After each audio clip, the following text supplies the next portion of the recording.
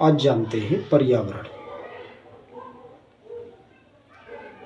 पर्यावरण के बारे में आज देखते हैं इसकी सौरमंडल। सौरमंडल से ज्ञात ग्रहों में पृथ्वी इकलौता ऐसा ग्रह है जहाँ जीवन संभव है। इसका कारण यहाँ का पर्यावरण ही है। पर्यावरण क्या है, इसकी विवेचना अलग अलग क्षेत्रों में काम कर रहे व्यक्तियों द्वारा भिन्न भिन्न तरीकों से की जाती है। भौतिक विज्ञान से इसे भौतिक पर्यावरण के रूप में उल्लेखित करते हैं। जीव विज्ञान इसे जैविक पर्यावरण के रूप में देखते हैं तथा इसमें जैव मंडल के जीवित जीवों को सम्मिलित करते हुए वहीं सामाजिक वैज्ञानिक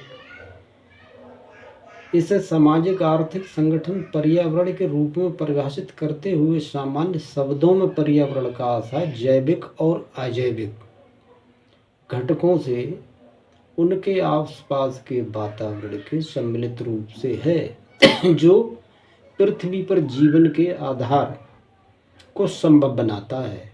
पर्यावरण एक प्राकृतिक परिवेश है जो पृथ्वी पर जीवन को विकसित, पोषित एवं समाप्त होने में मदद करता है।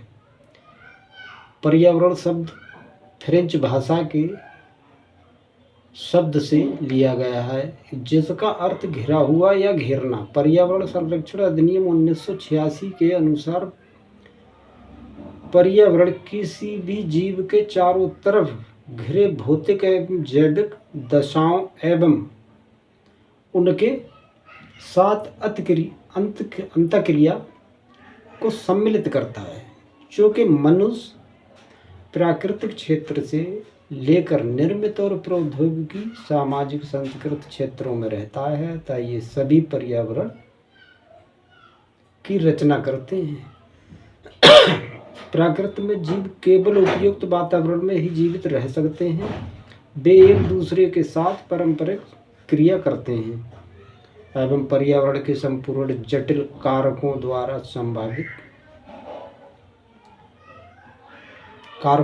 प्रभावित होते हैं। पर्यावरण सभी जैविक तथा अजैविक अवयवों का सम्मिश्रण है। पर्यावरण के विभिन्न अवयव एक दूसरे से जुड़े हुए हैं और परंपरा आश्रित हैं। पर्यावरण के कुछ कारक समाधान के रूप में जबकि एक दूसरे कारक नियंत्रक के रूप में कार्य करते हैं। पर्यावरण के घटक। पर्यावरण एक भौतिक जैविक संकल्पना है, अतः इसमें पृथ्वी के भौतिक जैविक अजैविक संगठनों को सम्मिलित किया जाता है। पर्यावरण की इस आधारभूत संरचना के आधार पर पर्यावरण को निम्न प्रकारों से विभाजित किया जाता है, जैसे स्थलमंडलीय पर्यावरण, वायुमंडलीय पर्यावरण, जलमंडलीय पर्यावरण, वनस्पतिक पर्यावरण। जैविक पर्यावरण में वनस्पतिक पर्यावरण, जंतु पर्यावरण। पर्यावरण को बृहद तथा लघु स्तर पर समझा जा सकता है। ये क्षेत्रीय तथा भूमंडलीय जलवायु की प्रवृत्ति स्थानीय सूक्ष्म जीव द्वारा प्रदर्शित होता है। भौतिक पर्यावरण को जलवायु की दशाओं जैसे जैविक समुदाय के लिए विभिन्न प्रकार के निवास क्षेत्रों का सृजन करती है।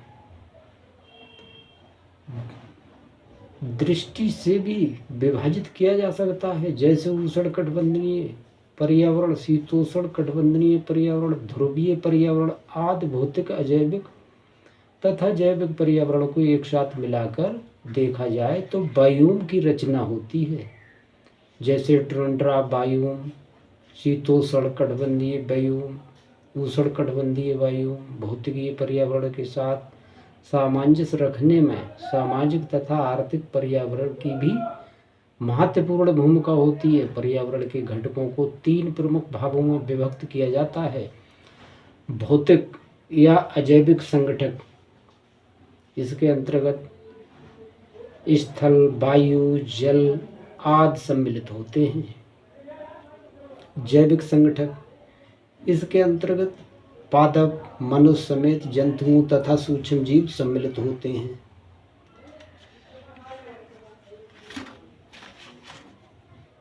ऊर्जा के संगठक और सौर ऊर्जा एवं तापीय ऊर्जा को संगठित के अंतर्गत सम्मिलित करते हैं।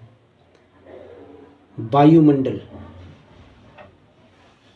भौतिक अजैविक भौतिक घट संगठकों के अंतर्गत सामान्य रूप से स्थल मंडल, वायुमंडल तथा जलमंडल को सम्मिलित किया जाता है। इन्हें क्रमशः मृदा, वायु, जल संगठक भी कहा जाता है। ये तीनों भौतिक, संगठकीय, परतंत्र, उपतंत्र होते हैं। परतंत्र के उपतंत्र होते हैं। भौतिक वातावरण में वायु, प्रकाश, ताप, जल, मृदा जैसे कारकों से बना होता है। ये अजैविक कारकों जीवों की सफलता का निर्धारण एवं उनकी बनावट, जीवन चक्र, शरीर क्रिया, विज्ञान, व्यवहार पर प्रभाव डालते हैं। जीवों के विकास तथा प्रजनन पर जैविक कारकों का भी प्रभाव पड़ता है।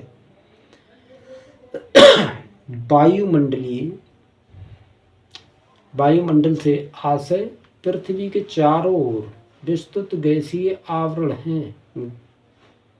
पृथ्वी पर स्थित अन्य वायुमंडल की भक्त वायुमंडल भी जैव व अजैविक कारकों के लिए महत्वपूर्ण है, क्योंकि वायुमंडल की संरचना एवं संगठन जीवों व वनस्पतियों की क्रियाओं को प्रभावित करते हैं। वायुमंडलीय गैस, जलवाष्प, धूल कणों का मिश्रण वायुमंडल में उपस्थित पौधे, गैसें रहने के लिए एक आवश्यक स्रोत है। वायुमंडल की संरचना के भाग क्षोभ मंडल तथा समताप मंडल पर्यावरण को महत्वपूर्ण रूप से प्रभावित करते हैं। जल पृथ्वी पर प्राकृतिक रूप में पाया जाने वाला एकमात्र कार्बनिक तरल पदार्थ है, जो कि संसाधन, पारिस्थितिकी या आवास के रूप में कार्य करता है। पृथ्वी पर जल की कुल मात्रा समान रहती है, जबकि यह एक रूप से दूसरे रूप में परिवर्तित होता है। ये प्रक्रिया ही जल चक्र कहलाती है। जल जीवों के विभिन्न प्रक्रियाओं को नियंत्रित करता है। यह वनस्पतिक प्रकार उसके संगठनों पर भी महत्वपूर्ण प्रभाव डालता है। जलीय तंत्र में ऑक्सीजन, कार्बन डाइऑक्साइड अन्य गैसें जल में आंशिक रूप में घुली रहती हैं। साधारणतः गहरी झीलें व भारी मात्रा में कार्बन पदार्थ वाले जलाशयों में पादप पल्लवकों तथा अन्य जलीय जीवों की वृद्धि के लिए ऑक्सीजन सीमाकारी कारक का कार्य करती है।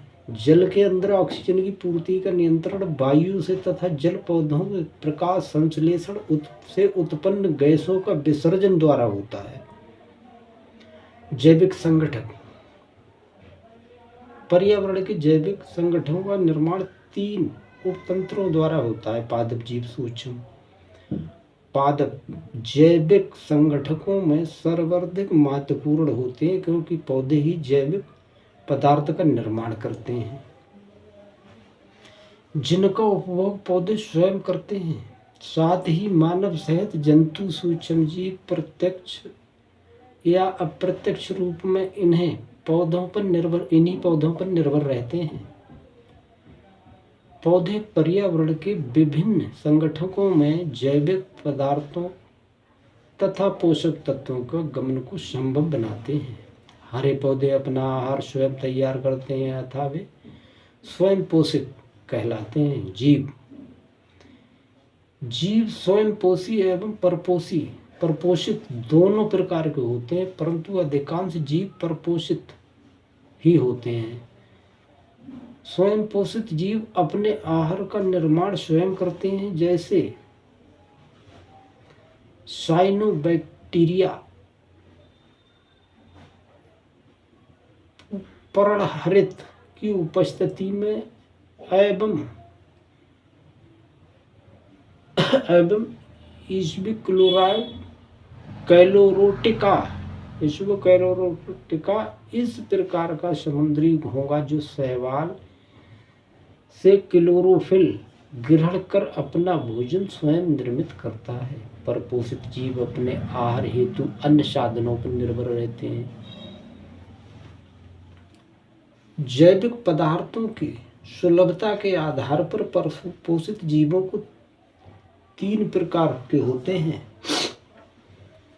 मृत जीवी, ये जीव जो मृत पौधों एवं जीवों के घुलित रूप में कार्बनिक यौगिकों को प्राप्त करते हैं। परजीवी, ये जीव जो अपने आहार हेतु अन्य जीवित जीवों पर निर्भर रहते हैं। प्राणी संभोजी, ये जंतु जब अपना आहार अपने मुंह द्वारा ग्रहण करते हैं। सभी बड़े जंतु इसी श्रेणी के अंतर्गत आते हैं। उदाहरण हाथी, गाय, बैल, ऊंट आदि। सूक्ष्म जीव, सूक्ष्म जीवों को वियोजक भी कहते हैं। ये मृत पौधों, जंतुओं के जैविक पदार्थों को सड़ा गलाकर वियोजित करते हैं। वियोजन प्रक्रिया के दौरान ये अपना आहार भी ग्रहण करते हैं। साथ ही इन्हें सरल रूप में